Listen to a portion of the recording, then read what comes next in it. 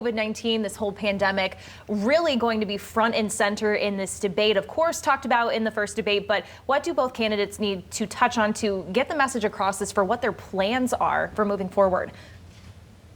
Well, former Vice President Biden has talked about his plans moving forward. It's in his campaign commercials. President Trump really needs to lay out a very vigorous and realistic plan to move forward.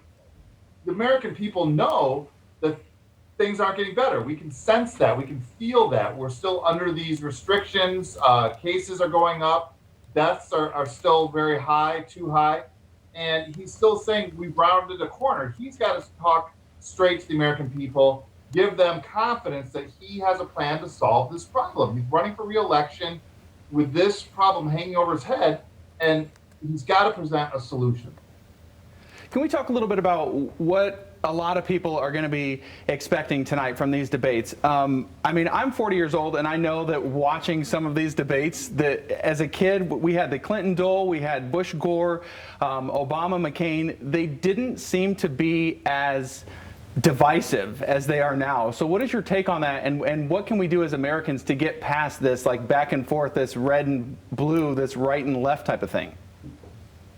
Well, usually during a crisis, Americans come together, we work together to solve that crisis. And we do that during times of war. We did that right after 9/11, during the financial crisis, and now with this COVID pandemic. Unfortunately, President Trump has been very divisive. He's made wearing a mask a political statement.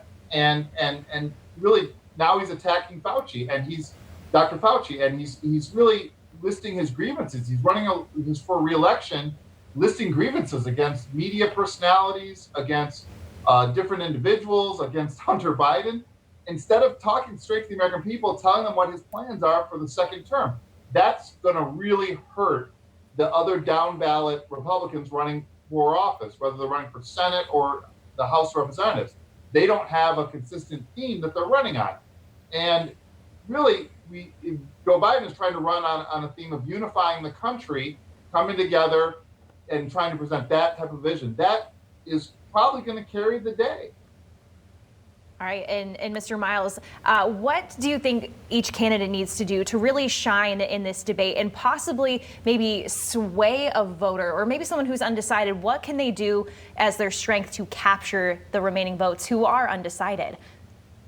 President Trump absolutely has to come across much more dignified, much more caring. He's got to try and expand his base. So far, his campaign has been exclusively zeroing in on the narrowest sliver of his base. He's got to reach out to a lot of people who voted for him and have been turned off by some of his rhetoric and his personality, as well as some others, particularly women. We're seeing that in the polling.